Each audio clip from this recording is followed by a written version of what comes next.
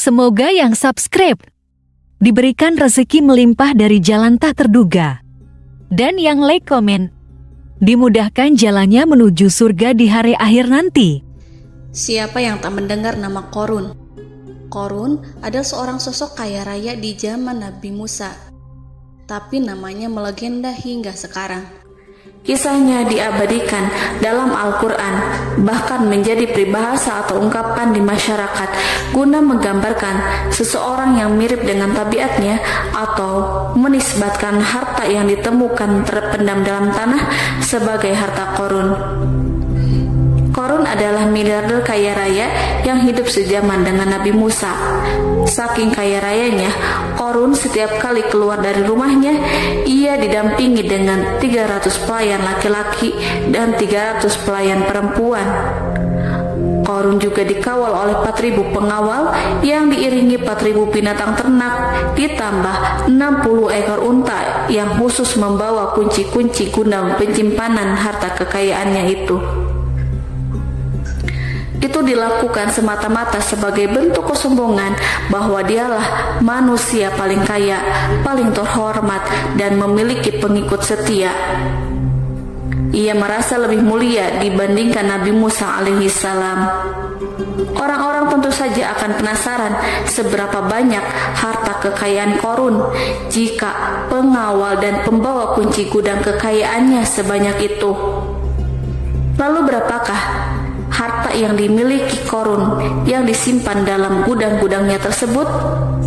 Sebelum saya melanjutkan, dimohon untuk menonton video ini sampai selesai supaya tidak ada kesalahpahaman dalam memahami isi cerita, serta mohon bantu channel ini semakin berkembang dengan cara tekan subscribe dan silahkan tinggalkan like serta komen positifnya. Semoga dukungan pemirsa Risalah Kehidupan bernilai pahala dan menjadi wasilah dimudahkannya segala urusan pemirsa sekalian. Pemirsa Risalah Kehidupan, di zaman sekarang banyak orang yang mengistilahkan rezeki yang tak terduga dengan istilah harta Qorun. Lalu dari manakah sumber harta kekayaan Qorun yang sangat luar biasa itu? Serta di manakah Qorun dan hartanya ditenggelamkan? Siapakah Qorun dan bagaimana kisahnya dengan Nabi Musa? Qorun merupakan kaum Nabi Musa alaihissalam. Disebutkan oleh Ibnu Jurayj, nama lengkap Qorun adalah Qorun ibnu Yashar, ibnu Qahis, ibnu Lawi, ibnu Yakub. Ia merupakan putra paman atau sepupu Nabi Musa alaihissalam. Pasalnya, Nabi Musa alaihissalam sendiri adalah putra Imron, sedangkan Imron adalah putra Qahis. Dengan kata lain, Qorun masih satu kakek dengan Nabi Musa alaihissalam, yakni kakek Qahis. Ia adalah umat Nabi Musa yang taat. Tidak hanya memiliki banyak harta, Qorun juga termasuk orang yang cerdas dan berilmu. Ia menguasai ilmu duniawi dan ilmu ukhrawi, dan tercatat bahwa Qorun adalah ahli di bidang kimia.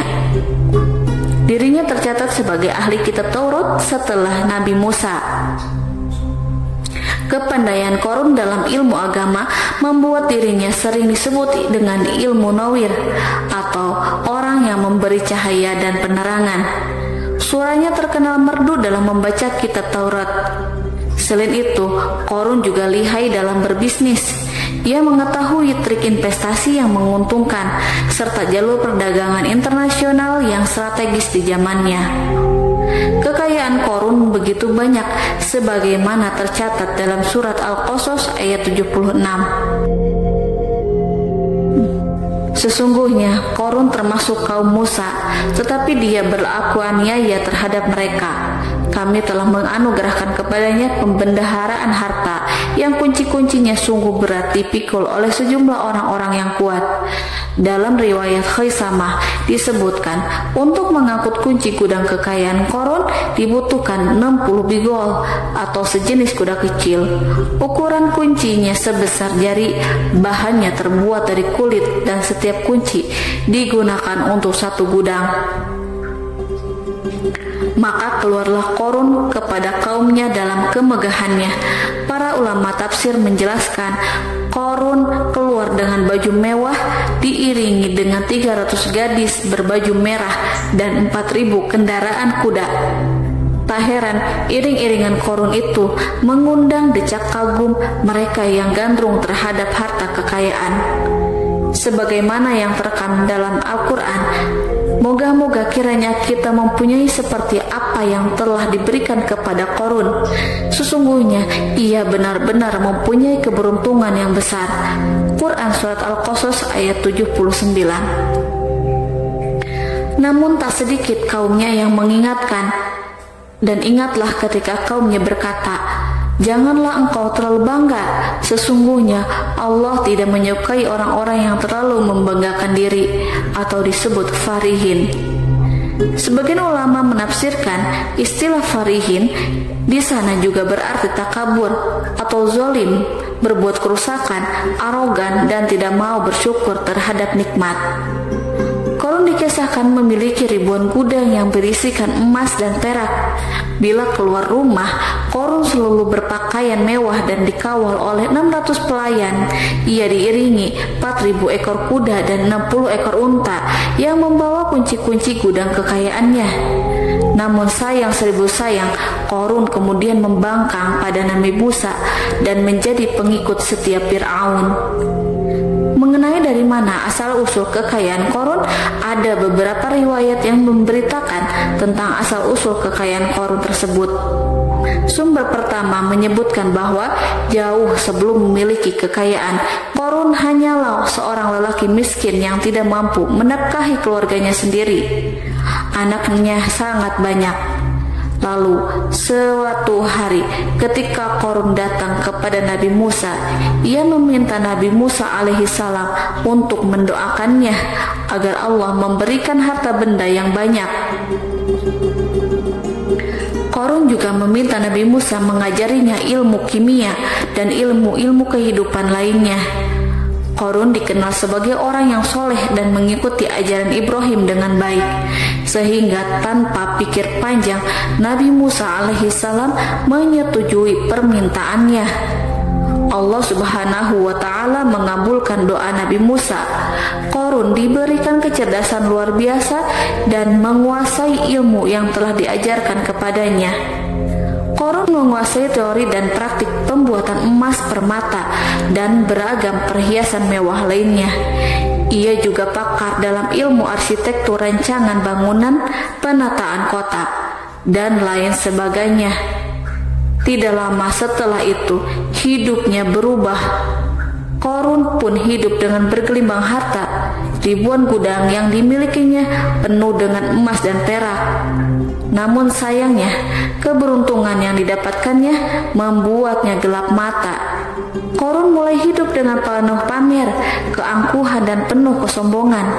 Kekayaan yang telah diberikan oleh Allah Subhanahu wa Ta'ala membuatnya lupa dengan Sang Maha Pemberi. Korun merasa lebih terhormat dan mulia dibandingkan Nabi Musa. Ia pun akhirnya membelot dan durhaka pada Nabi Musa. Ia mengingkari janji-janjinya dahulu dan beralih menjadi pengikut Fir'aun yang setia. Loyalitas Korun terhadap Fir'aun membuatnya diangkat menjadi kepala mandor yang membawahi ribuan pekerja. Dikisahkan bahwa Korun bersikap semena-mena terhadap para pekerja. Ia tega memotong upah mereka. Ia melakukan korupsi demi membangun istana dan kemegahannya sendiri, dan untuk membangun gudang-gudang penyimpanan harta yang telah ia kumpulkan jauh-jauh hari.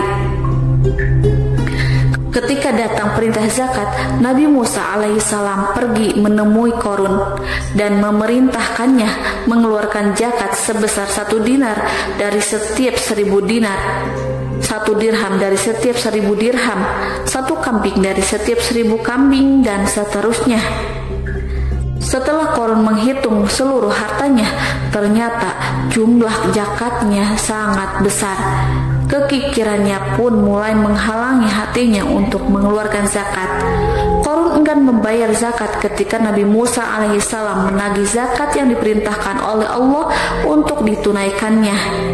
Ketika Qarun diminta zakat, ia langsung marah dan tidak memberikan sedikit pun kekayaannya. Dia berpikir bahwa harta kekayaan yang dimilikinya didapat dari hasil kerja dan usahanya sendiri, dan tidak ada kaitannya dengan siapapun, termasuk Allah Subhanahu wa Ta'ala. Janji Qarun untuk lebih taat beribadah dan membantu sesama jika diberi kekayaan oleh Allah dilupakannya. Dia mempergunakan kekayaannya tersebut dalam kesesatan, kezaliman, dan permusuhan, sehingga membuatnya menjadi sombong dan terlena. Orang-orang beriman pada masa itu sering menasehati Qarun untuk bersyukur atas nikmat yang Allah berikan kepadanya, tetapi dia tidak mengindahkan nasihat tersebut. Dari sikapnya tersebut sudah jelas bahwa Qarun tidak membutuhkan nasihat kebenaran, bahkan merasa tidak takut dengan ancaman Allah, sebab Qarun merasa sudah memiliki segalanya. Qarun merasa dirinya hebat dan pintar serta punya banyak pengikut setia, punya banyak pengawal dan merasa aman karena dekat dengan Raja Fir'aun.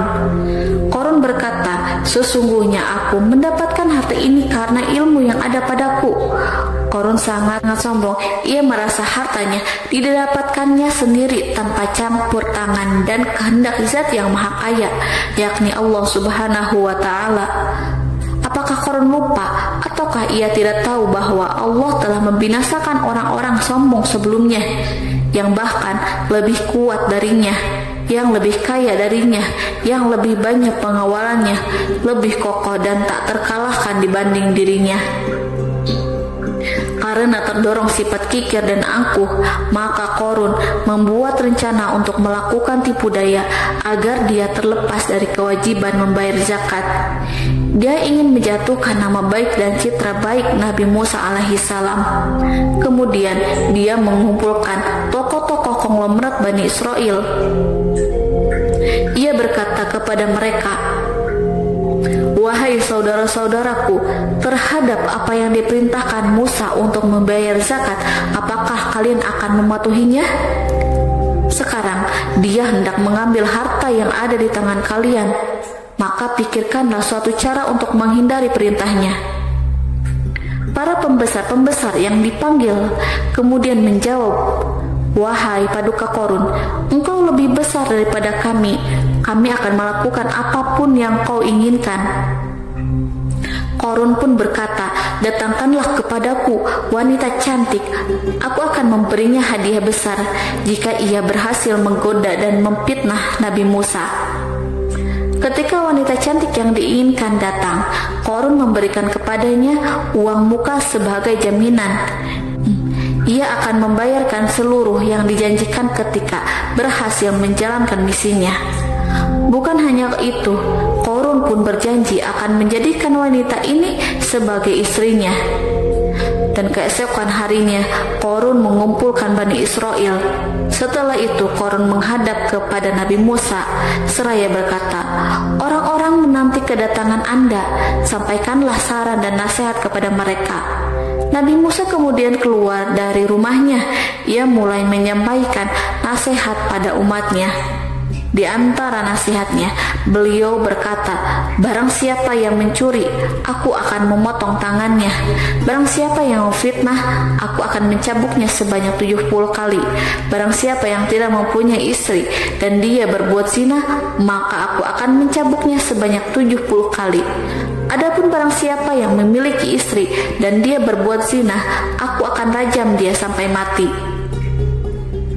Qarun kemudian berkata, "Apakah ini juga berlaku untuk Anda jika Anda sendiri yang berbuat zina? Apakah Anda akan menerima hukumannya?" Kemudian Nabi Musa menjawab, "Ya, meskipun saya sendiri yang melakukannya." Maka kemudian Qarun memanggil wanita yang telah dibayarnya. Wanita itu berdiri di depan Nabi Musa dan Bani Israel yang telah berkumpul. Dia mengaku sedang hamil karena telah berhubungan badan dengan Nabi Musa. Maka marahlah Nabi Musa atas fitnah kejam yang diarahkan kepadanya. Kemudian Nabi Musa melakukan sholat 2 rakaat, lalu mendatangi wanita itu dan menyumpahnya agar mengatakan siapa yang menyuruhnya. Wanita itu menjadi ketakutan. Ia gemetar di depan Nabi Musa dan dia mengaku bahwa yang menyuruhnya adalah Qarun. Lalu wanita itu bertaubat dan meminta maaf kepada Nabi Musa. Seketika Nabi Musa bersujud seraya berdoa kepada Allah untuk menimpakan azab kepada Qarun. Allah memberi wahyu kepada Nabi Musa bahwa bumi telah dijadikan tunduk kepada perintah Nabi Musa. Kemudian Nabi Musa berkata kepada bumi, "Wahai bumi, telanlah Qarun beserta kekayaannya, habiskanlah semua." Kala itu Allah menurunkan wahyu kepada Nabi Musa alaihissalam untuk memerintah bumi apapun yang diinginkannya. Begitu Nabi Musa alaihissalam datang dengan wajah sangat marah, barulah Qarun merajuk, "Wahai Musa, sayangilah aku." Sementara Nabi Musa alaihissalam tak bergeming. Beliau lantas berkata pada bumi, "Wahai bumi, ambillah mereka." Seketika rumah Qarun mulai bergetar. Qarun dan antek-anteknya mulai dibenamkan hingga bagian lututnya. Rumahnya ikut turun sedalam lutut. Qarun kembali merajuk, "Sayangilah aku Musa." Rumahnya kembali berguncang. Kini Qarun dan kawan-kawannya kembali terbenam hingga bagian pusar. Demikian pula rumahnya. Qarun terus merajuk, "Wahai Musa, sayangilah aku." Sementara Nabi Musa alaihissalam kembali meminta bumi, "Wahai bumi, ambillah mereka." Rumah Qarun berguncang lagi, sementara Qarun dan kawan-kawannya terus terbenam hingga bagian tenggorokannya. Demikian pula rumahnya. Qarun lagi-lagi menjerit, "Wahai Musa, sayangilah aku." Namun Nabi Musa alaihissalam tak bergeming. Beliau terus meminta bumi menelannya, hingga akhirnya Qarun dan kawan-kawannya hilang seluruhnya di telan bumi. Tak lama setelah itu Allah pun berkata, "Wahai Musa, apa yang membuatmu bersikap demikian?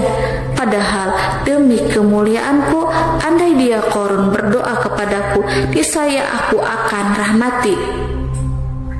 Maka kami benamkan dia beserta rumahnya ke dalam bumi, maka tidak ada baginya satu golongan pun yang akan menolongnya selain Allah, dan dia tidak termasuk orang-orang yang dapat membela diri." Quran Surat Al-Qasas ayat 81. Lalu di manakah lokasi ditenggelamkannya Qarun beserta harta bendanya?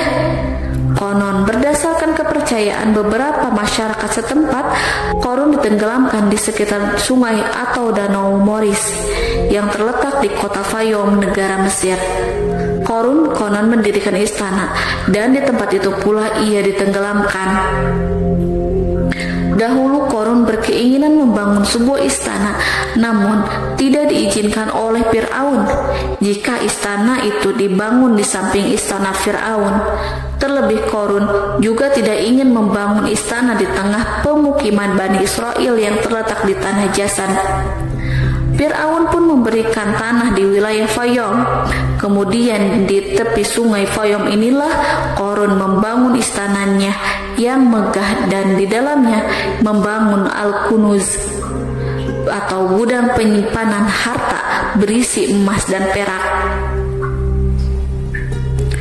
Salah satu bukti arkeologis yang dapat dijumpai di lokasi tersebut adalah runtuhan bangunan yang diduga sebagai tempat tinggal Qarun yang berjarak sekitar 2 km dari Danau Qarun. Menurut beberapa sumber, bangunan yang masih berdiri kokoh tersebut adalah benteng yang dibangun oleh Qarun. Namun, ada juga yang mengatakan bahwa bangunan tersebut adalah tempat tinggalnya. Wallahu a'lam bishawab.